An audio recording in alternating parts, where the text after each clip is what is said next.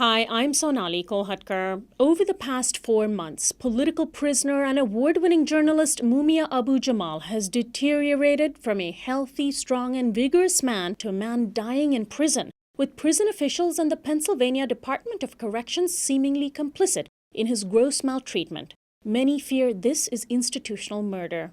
Plain and simple, Mumia's condition is dire. He suffered a near-fatal diabetic shock and organ failure a month ago, as well as a horrifying body skin condition that grows worse by the day. The underlying causes of the life-threatening diabetic emergency remain undiagnosed and untreated.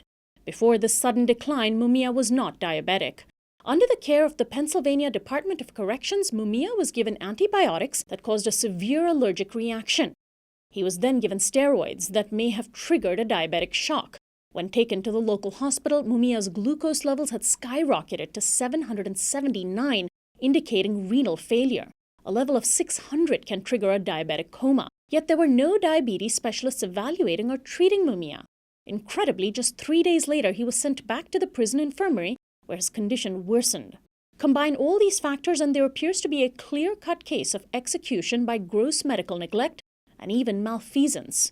Mumia's wife, Wetzel Jamal, visited him a couple of days ago and said, "They are killing my husband. My husband is dying." She reports he is in constant pain. His legs, feet, arms, and hands are severely swollen, with telltale signs of multiple organ failure and signs that his systems are failing. It is difficult for him to walk and he has serious hand tremors. His skin is blackened like a fire victim, scaly, crusted, and with open wounds.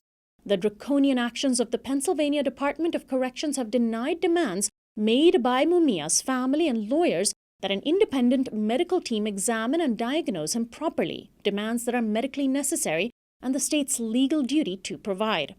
As a journalist, I'm appalled that one of the rare voices from inside prison is being silenced.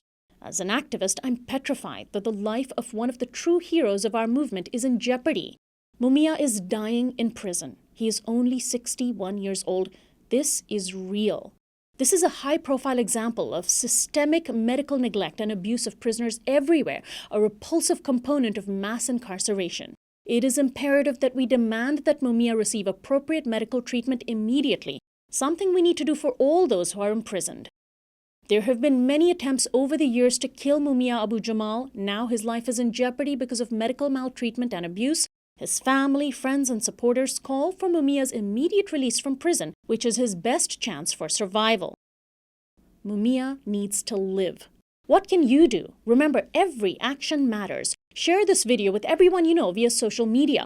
Call the Pennsylvania Department of Corrections to demand immediate medical care. Call Governor Tom Wolf's office and demand Mumia's immediate release from prison. Get all the numbers and information at the end of this video. For 30+ years, Mumia has fought for all of us. Now, it's our turn to fight for him.